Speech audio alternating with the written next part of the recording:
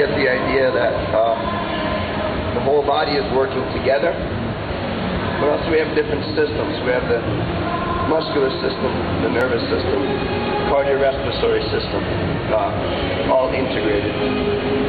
So my purpose is not to try to convince you to use kettlebells, but it's to illustrate kettlebells as an example of an integrated training system. One of the challenges we have is time management. Unless you're very young or extremely wealthy, you probably don't have an excess of time. So most people don't have the luxury of staying in the gym all day. You have a limited amount of time and you need to utilize that resource as effectively as you can. Not a lot of time to waste. So another benefit of this type of training is we can train resistance training, cardiorespiratory training, and range of motion concurrently. A lot of times people are segregating these qualities. They train their strength training separately, cardio separately, flexibility, if at all, separately. This is one way we can consolidate our time. Another quality of integration, which is often lacking in training programs, is integration of the mind and the body. Rule of thumb that I like to use: if you can watch TV while you're exercising, it's not mind-body training. Okay? Training should encompass a focus component. So not something that you can just do without thinking, but something that requires concentration. This is a way of integrating the mind and the body. Another thing I want to talk about is balance. Many times programs are lacking balance. Again, I'll pick on bodybuilders. But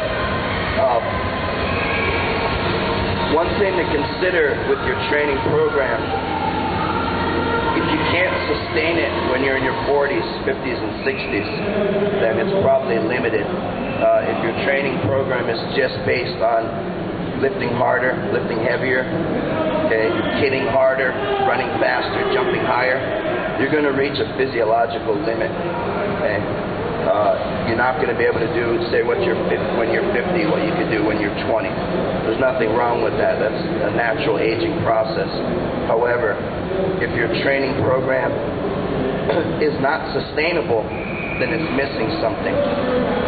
So that's not to say that I'm criticizing your training program. It's to say that you may need to incorporate some additional elements. One thing that we can learn in the West, we can value some of the Chinese and Eastern philosophies. They focus a lot on the balance and the integration of body, mind, and spirit. One thing to consider, if you don't have a program that has a regenerative component or a recuperative component, you probably want to integrate that. Again, when we're relatively young, we can break the body down and we can recover very quickly. But once we get to our physiological limit, our ability to recover diminishes. It takes much longer. So if you still have the mindset of an 18-year-old, but you have the body of a 48-year-old, you're probably going to be causing yourself some injury. So look at integrating some form of regenerative, whether it's yoga, whether it's Tai Chi, meditation, also things like soft tissue, trigger point therapy. These are the necessary component of training. This is the soft to balance out the hard. So the strength training breaks the body down. We need to be able to repair the body. So these are some of my thoughts. I'm not really interested in talking about how to sculpt the bicep or how to get a six-pack. There's plenty of people out here that can give you advice on that. But really the mental quality of training, to me, is the most important thing. I'll entertain any questions or comments anyone has. Just raise your hand, please, if you have anything you want to speak about. Captive audience? No question? Okay. I didn't have any specific duties to speak about, so those are just things I wanted to share. Thank you very much for your time. Our booth is the IKFF booth. just in the center here. If you guys want to come and get some instruction on kettlebell training, please come by. We'll be happy to show you. Question is? Just a quick question. If I was going to buy one kettlebell to try and have at home when I can't get to the gym, what kind of weight would you recommend getting so I can get the most out of the workout? Okay, that's a good question. First of all, single kettlebell is a good place to start working unilateral training. There's no clear guideline, but general guideline for men, a good starting point is 16 kilograms, so about 35 pounds. For women, if they're on the small side, 8 kilos, it's about 17 and a half pounds. For women with a strength training background, they can start with the 12 kilos, which is about 26 pounds. A mistake a lot of people make is they try to start too heavy. They may have a strength training background, but kettlebells is not powerlifting. It's not about lifting the heaviest kettlebell you can do one time. It's lifting a sub-maximal weight for many, many times. So it's very common that we may do 100 or 200 or even 300 reps at a time without putting the kettlebell down.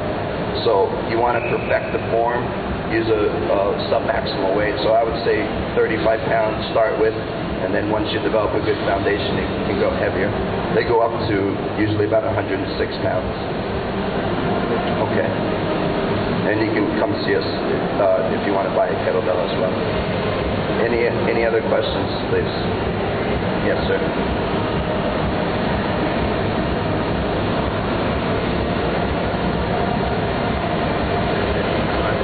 I noticed on those quick lifts you're up on your toes a little bit. I thought it was all about driving through the heels, or was that just for the slow grinds? On some of the quick lifts coming up on the toes?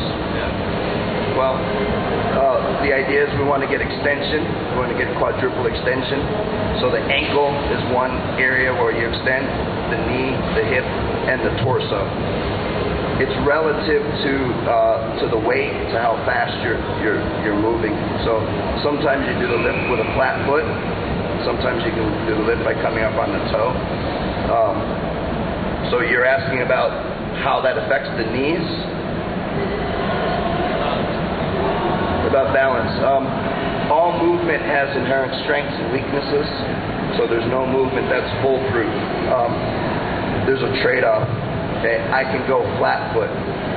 If I go flat foot, I have more stability, but less extension.